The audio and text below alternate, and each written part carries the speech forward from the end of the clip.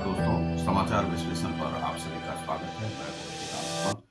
आज मैं बताऊंगा कि देश अलग अलग कोशिश कौन से लोग कर रहे हैं और ऐसा क्यों कर रहे हैं और क्या यह करना चाहिए या नहीं।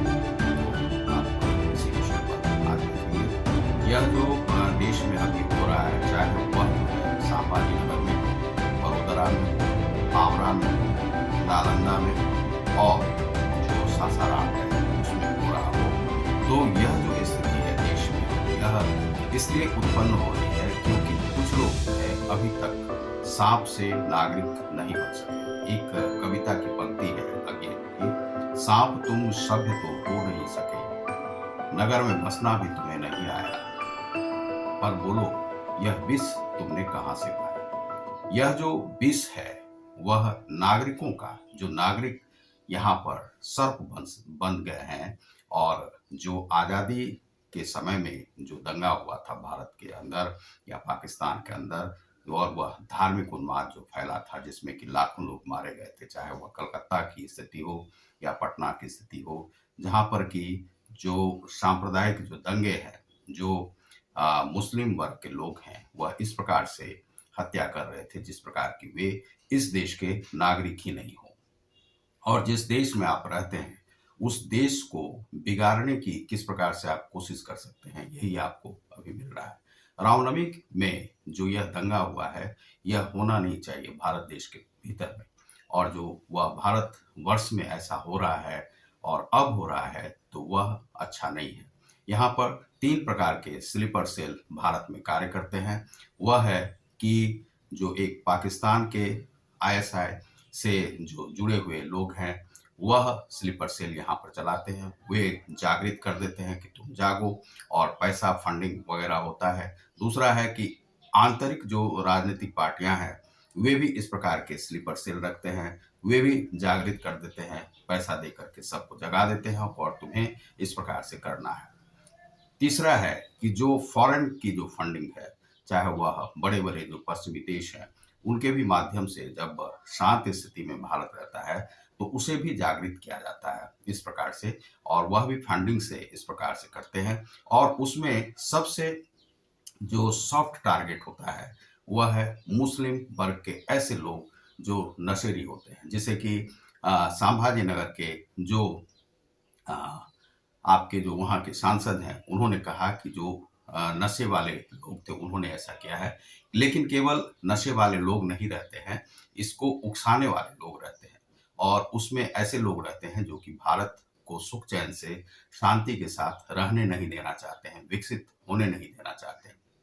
भारत यदि विकास की ओर जा रहा है तो इसका श्रेय नरेंद्र मोदी को जाता है, भाजपा को जाता है। और उसमें हम यदि कांग्रेस को शामिल करते हैं तो चूंकि कांग्रेस ने भी, ऐसा नहीं है कि कुछ नहीं किया है, कांग्रेस ने भी बहुत कुछ किया है।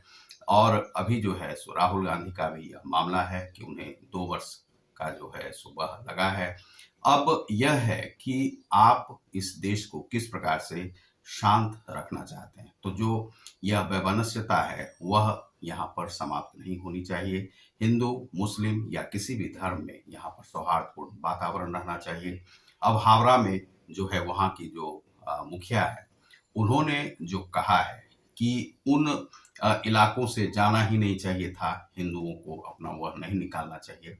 चूँकि रमज़ान है, तो रमज़ान में जो है ये लोग अच्छी स्थिति में रहते हैं और वे लोग इस प्रकार का कार्य नहीं कर सकते हैं। यह भी कहना जो है सो बिल्कुल गलत है। वह टारगेटेड जो है सो पेल्टिंग होती है और टारगेटेड जो है सो पत्थर वहाँ पर चलाए जाते हैं और पत्थर चलाना सबसे आसान कार्य है। बम चलाना सबसे आसान कार्य है और वह कौन चला रहा है यह पता नहीं चलता है। इसलिए इस देश में हावड़ा में यदि ऐसा हो रहा है, बड़ोदरा में यदि ऐसा हो रहा है, संभाजी नगर में ऐसा हो रहा है, जहाँ पर कि लाखों की संपत्ति जो है बस में आग लगा दिया गया, पुलिस की जीप में आग लगा दिया गया, पुलिस भी मुँह ताकते रह गई, वह कुछ कर नहीं पाए। और ऐसा जो है सो नहीं होना चाहिए और सासाराम में फिर से भी दंगा जो है 2 बार भड़क चुका है और यहाँ पर जो है सो कई जो है सो मर्डर वगैरह हो चुके हैं और यह जो है न्यूज़ चैनल ने दिखाने का प्रयास नहीं किया। उसके साथ-साथ एक और न्यूज़ जो है बड़ा आवश्यक है, वह है कि इंदौर में जो बाबरी धसिया जिसमें कि 36 लोगों के मरने का अनुमान है और जो 20 लोग लगभग जो घायल हैं, वह रिसेंटली समाचार यह जो वहाँ पर है कि केवल आप बावड़ी को थोड़ा-सा अ, ढक दिए थे और वहाँ पर उतना जो हज़ारों की भीड़ उमड़ आई थी, तो यह भीड़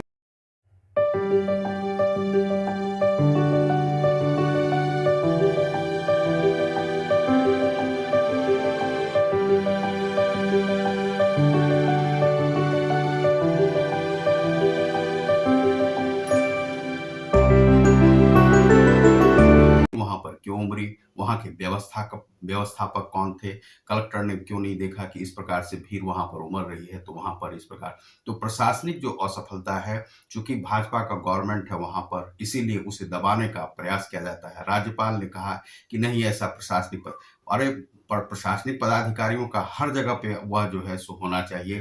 प्रशासनिक पदाधिकारियों को ज़िम्मेदारी जो है सो हर जगह पे है, जहाँ पर भी इस प्रकार की घटना घटती है, जहाँ पर भी क्राउड जो है जमा होता है, वहाँ पर जो है प्रशासनिक पदाधिकारियों पर जो है सो कार्रवाई आवश्यक है। चाहे आनंदीबेन या जो वहाँ पर जो वहाँ की राज्यपाल हैं, वह जो कुछ भी कह रही हैं, महाजन जो हैं, तो वह जो है सो गलत है, वह नहीं कहना चाहिए और प्रशासनिक जो पदाधिकारियों की है, ज़िम्मेदारी ज़रूर से ही तय होनी चाहिए। वहाँ पर ऐसे बच्चे और महिलाएँ किस प्रकार से मारे गए हैं, यह जो है सो देखना चाहिए। यदि ट्रस्ट उसमें ज़िम्मेदार है, तो उसे लॉक कर देना चाहिए। वहाँ पर उस प्रकार का ये जो मंदिर है, मंदिर 300-300, 400-400 साल से बने हुए हैं, बाबरी वगैरह बने हुए हैं, जिसे कि आप कहते हैं 50 साल से कोई भी इस प्रकार से मध्य प्रदेश में इस प्रकार के मंदिर हैं, चाहे जैन मंदिर है, जहाँ पर कि बहुत वर्षों से वह बंद पड़ा हुआ है, वहाँ पर कार्बन डाइऑक्साइड की मात्रा बढ़ गई है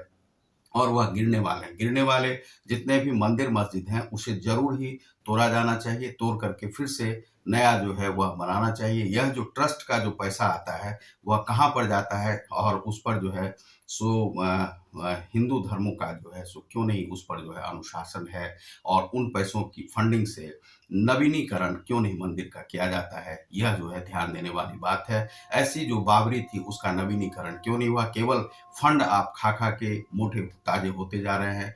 फंड बचाने के चक्कर में ही ट्रस्ट लगे रहते हैं। इन ट्रस्टों पर कार्रवाई बहुत ही आवश्यक है।